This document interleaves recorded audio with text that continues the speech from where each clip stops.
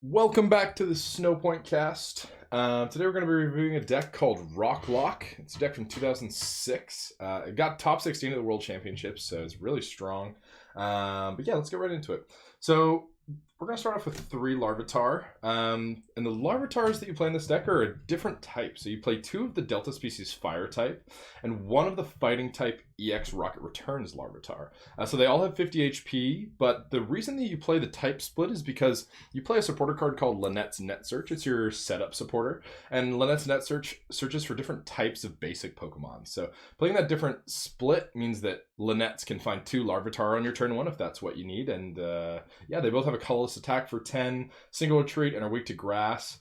The colorless attack for 10 is fine. It's nothing crazy. You can't use the second attack because you only play Scramble Energy and Double Rainbow. But yeah, you play the different split so that you can get it with Lanette's Net Search. I love the arts on those Larvitar too. They're really cool. So we play 2 Dark Pupitar. Dark Pupitar has an attack called Explosive Evolution. Explosive Evolution says, flip a coin. If heads, this attack does 10 damage to each of your opponent's Pokemon. Then search your deck for a card that evolves from Dark Pupitar and put it on Dark Pupitar. So that is crazy for an effect. I mean, it's on a flip, which is fair enough for the effect that you get, but being able to spread 10 to all of your opponent's Pokemon and then search for a sand damage Tyranitar means that your spread for that turn is insane. So it has 70 HP. It's a fighting type.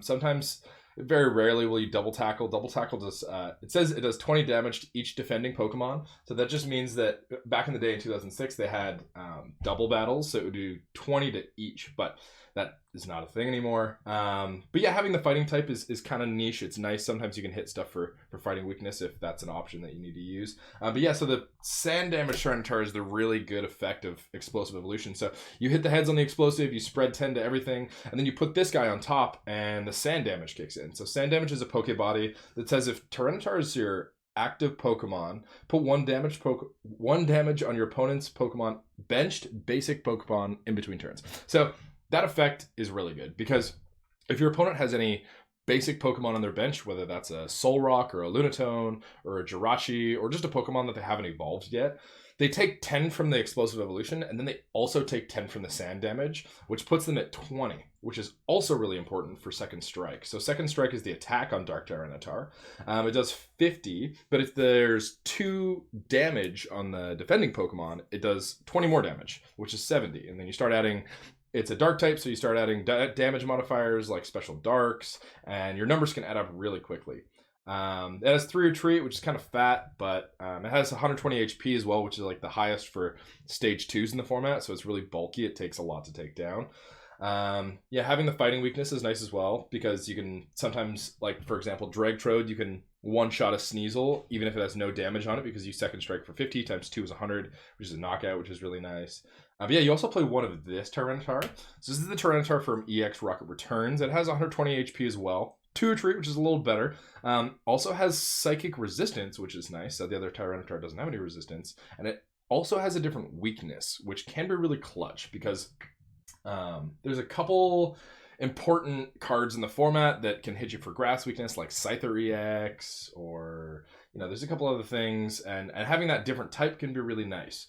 So Dark Tyranitar, this Dark Tyranitar has 3 attacks. The first one is Grind, so it does 10 plus 10 damage for each energy attached to Dark Tyranitar. The max you're ever going to be doing with this is 50, because you put 2 special darks on, and then you're going 10, 20, 30 for the special darks, and then 20 for the effect. You're doing 50. If you have any more energy than that, you're definitely not using Grind. But yeah, the main reason that you play this card is for Spinning Tail. Spinning Tail is a great attack. It says it does 20 damage to each of your opponent's Pokemon. So for a dark and double colorless, or if you have a Scramble Energy on there, which is a single attachment, you're spreading 20 to each of your opponent's Pokemon, which also sets up your other Tyranitars for Second Strike. And overall, you're a spread deck, so having that spread effect is really nice. But also, Bite Off is really clutch as well, depending on the matchup. So it does 70 plus 50 damage if your opponent's an EX Pokemon. And the only time you're ever really going to be getting a Bite Off is if you have a Scramble Energy and a Double Rainbow, which is 2 attaches, and you're doing 10 less, but it's still a lot of damage. I mean, you're doing 120 to EX Pokemon, which is enough to kill a lot of the big ones. you're missing knockouts on a few of the really big ones, like the stage 2 ones, but you're knocking out most things if you're using Bite Off. So yeah, that Tyranitar is kind of nice in it. And it depends on like what your board is. Sometimes you Explosive Evolution for this one. Usually you get the Sand Damage one because Sand Damage is really good early game. But if you have a Pokemon knocked out and you Explosive Evolution, you got a Scramble Energy in your hand, getting this Tyranitar can be really good as well. Okay, so you play 4 Jirachi. Jirachi is a great consistency card. It's played as a staple in a lot of lists. It has a Poké Power called Wishing Star. Once during your turn, if Jirachi is your active Pokemon, you can look at the top 5 cards of your deck and just pick one of them and put in your hand. Jirachi is asleep after, but having that early consistency is really good because out of that 5 cards, you can find a Lanette search, you can find a rare candy, you can find that Larvitar that you need that you don't have.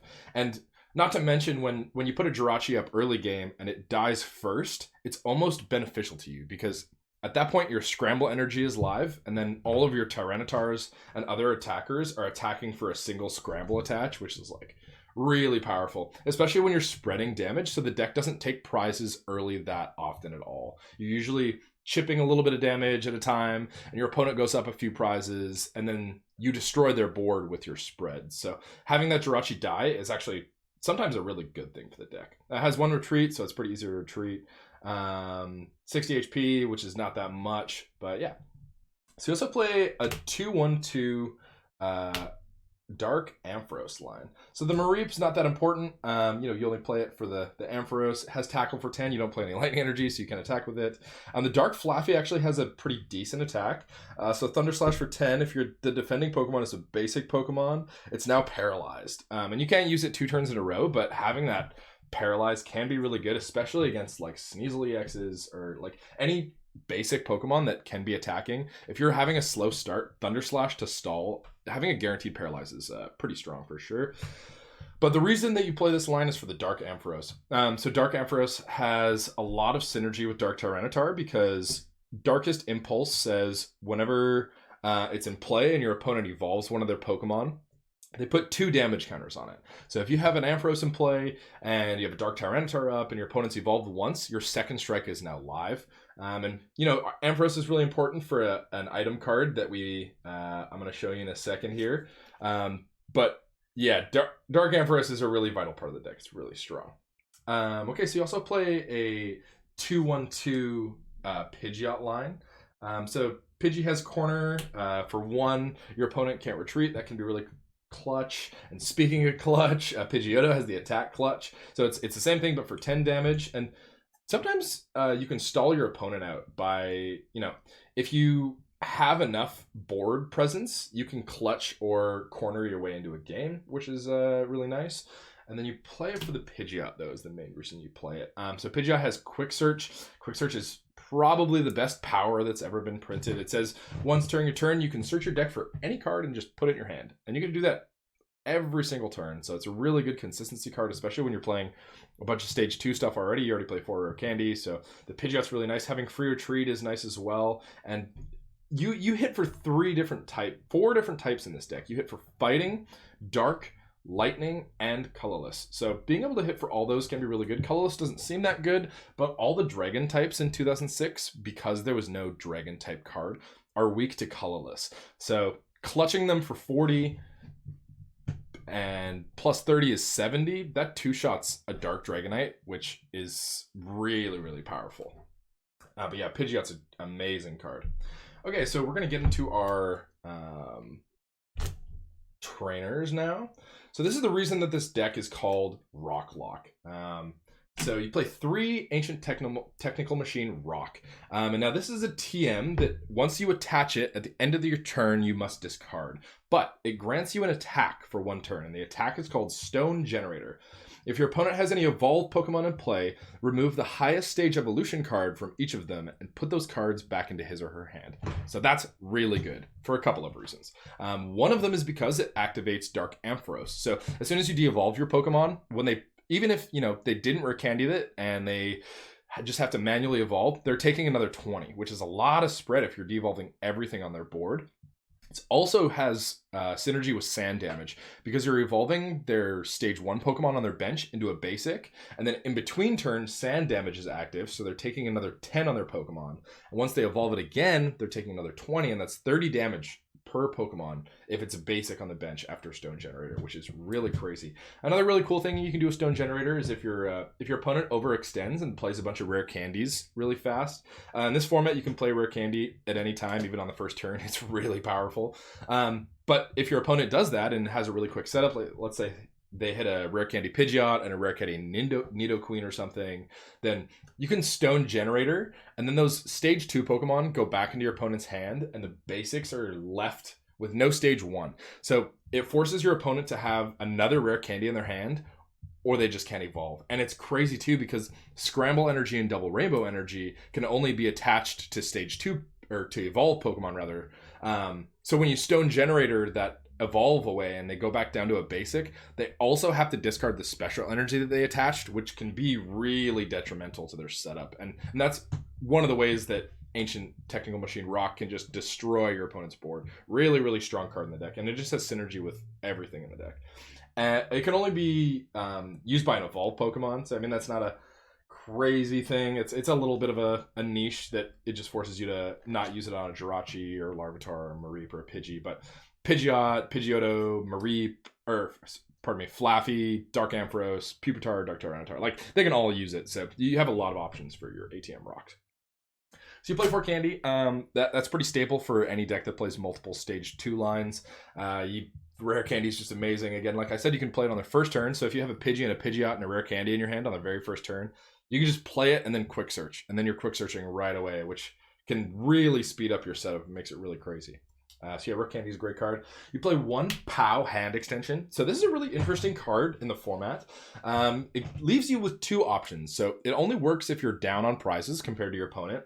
But you can use either of these options. So one of them is move an energy card attached to the active Pokemon to another one of your opponent's Pokemon, which can be really good. It can straight just be an energy remove. Like I was saying, Scramble Energy and Double Rainbow Energy can only be attached to evolved Pokemon. So if you move that to a benched basic Pokemon, it actually just gets discarded because the effect isn't fulfilled.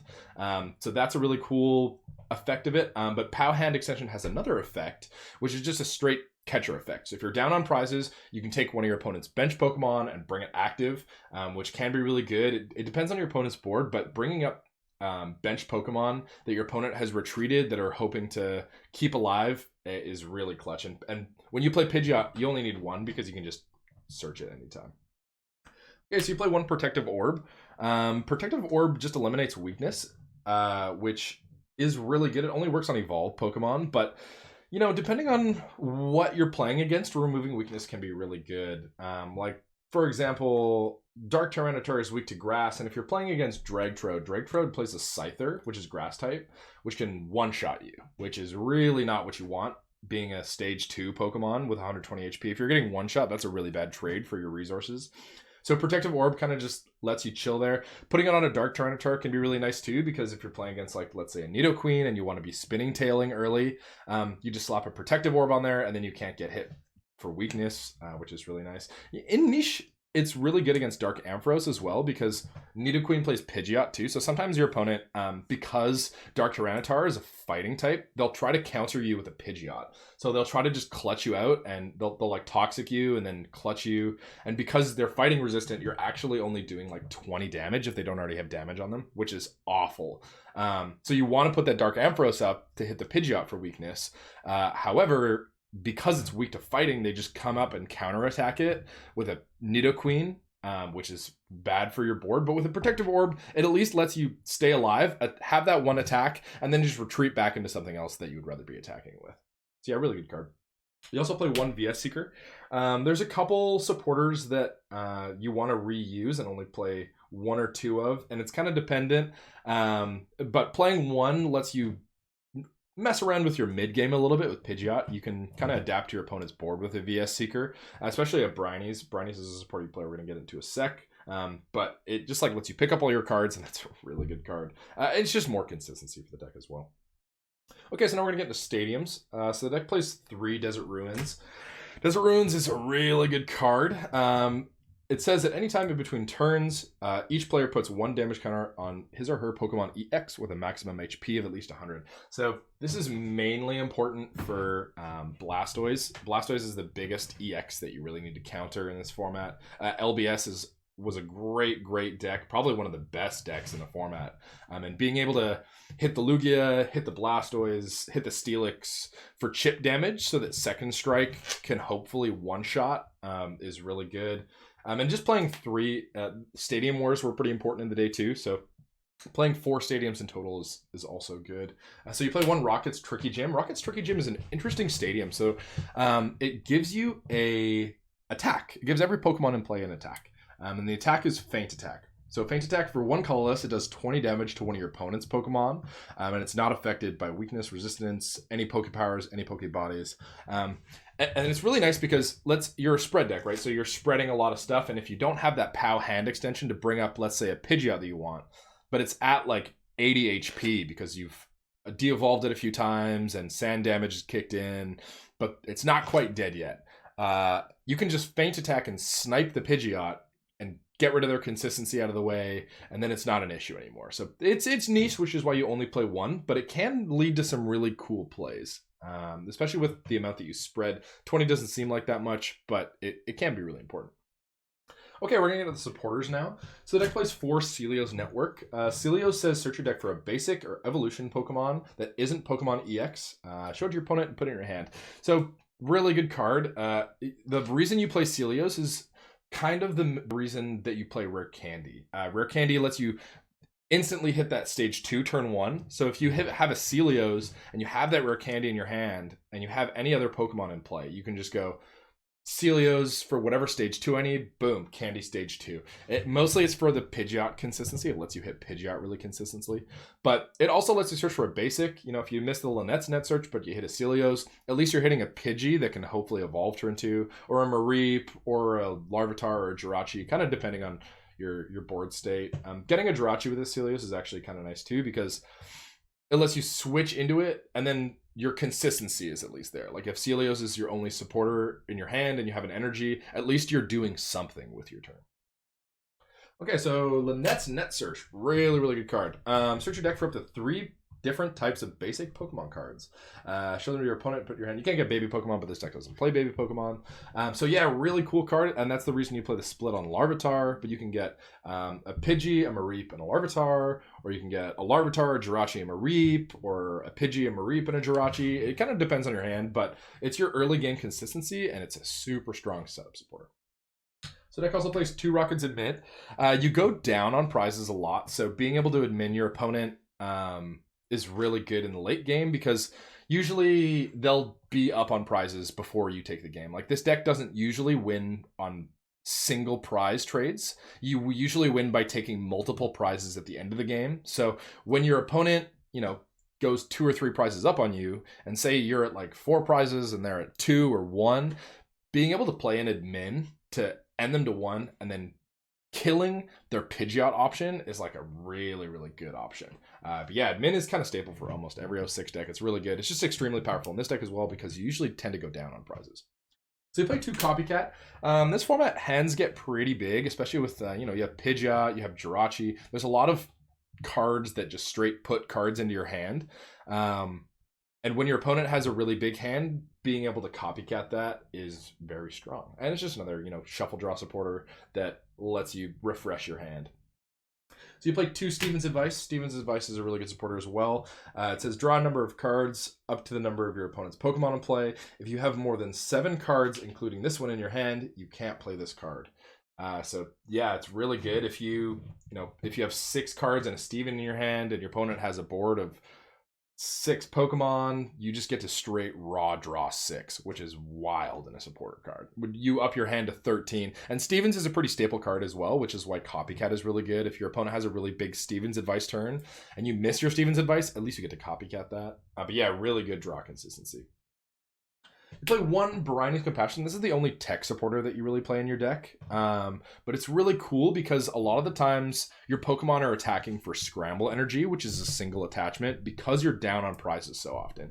So let's say you're spinning tailing with a Tyranitar, and your opponent's chipped it a few times and it's down to like 40, 50 HP, and you don't want it to die because you want to keep spinning tail because it's such a good attack. If you have a Pupitar in play or a rare candy, you can just go Briney's the entire lineup, bench the Larvitar again, rare candy, Tyranitar, Scramble Energy, and then you're attacking again. Because you just put the Pidgeot up as a pivot and then free retreat back into the Tyranitar. And it just lets you keep your opponent from taking prizes, because a lot of the times they do go up on prizes on you, and Mr. Briney's just lets you delay that for one turn, just so hopefully you can hit that board clear on them, which is your win condition in this deck.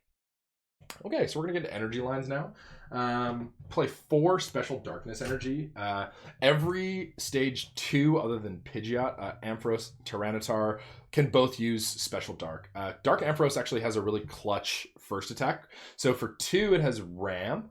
If you have 2 special darks attached, you do plus 20, and then times 2 kills a Pidgeot, which is a lot. You know, being able to just Oko a Pidgeot with 2 energy is a pretty low dedication, especially when Pidgeot is so detrimental to your Dark Tyranitars. I mean, that resistance is really rough if you have to deal with that. So having an option to deal with that as well is really nice. It can also be really good to, you know, up your spinning tail damage if you're doing 30 to the active instead of 20 every turn, or 40 or 50 even. I mean, like, it can add up really quickly over time. Upping your second strike damage is also really good. It just you know, special dark is a really good special energy. So you play 2 Scramble Energy as well, another really clutch card in the deck. Scramble, like I was saying, lets you use Second Strike or Spinning Tail for 1. It also lets you use Clutch for 1. You can also use Shock Bolt, which, I mean, you have to discard the Scramble, but depending on what your opponent's playing, it can be useful enough. I mean, if they're have a Pidgeot that's just messing up your day, if you have to sacrifice 1 Scramble to kill that Pidgeot with an Ampharos, it's really good. Okay. So you play 2 Heal Energy as well. Heal Energy is interesting because of a couple reasons. There's a couple things in the format that can mess you up pretty bad. Like, for example, Toxic on a Nidoqueen can definitely put you in a rough spot. It's 60 after it goes back to them, so they hit you for 20 poison in between turns, 20, 40, 60 back to you, and then Power Rate for 60 is a 2-shot, which is no good. So being able to heal, fix that 10, and then also delay them an entire turn for knocking you out can just make for some really cool plays where you deny them a turn, they have to 3-shot you, then you Briney's, and all of a sudden they wasted 2 turns attacking a Pokemon that's not even going to get knocked out. Flaridos is another Pokemon, or another deck rather, that Heal Energy can be really good against. It Burn confuses you, so having to hit through confusion can be really tough, but when you have a Heal Energy, it's not that big of a deal. But yeah, Healing 10 can also be, if you're big brained, Healing 10 can just put your opponent short of knocking you out, which it could be the difference between you living that turn, you losing that Pokemon that turn, and even winning or losing the game. Okay, so you final 2 energy, you play 2 Double Rainbow. Double Rainbow says if you're attached to only evolved Pokemon, it provides 2 Rainbow Energy, but you also do 10 less damage, which is kind of the sacrifice for the double energy attach. But it's still really good. I mean, 1 single attach of a special dark and a double rainbow, and they kind of cancel each other out because you're doing plus 10 and then minus 10, and you're attacking with second strike for 2 attaches, which is really good. Scramble, I didn't mention this before, but Scramble Energy can also only be attached to evolved Pokemon. It's kind of a setback of the multiple energy. If you're able to do it to basics, it'd be really good on a Sneasel or, you know, anything like that. Scramble Energy, you know, Scramble and Double Rainbow are both really good. And like I was saying, that combo before with Bite Off that's the only really way that you can hit the Bite Off, is you attach a Double Rainbow, attach a Scramble. And that can be really good because Bite Off to kill a Blastoise or a Steelix for the game, it can seal the game a lot. Okay, so this is Rock Lock. Yeah, really powerful deck from 2006. Hope you enjoyed the video, and if you have any questions, leave them below, and I'll try to get back to them as soon as I can.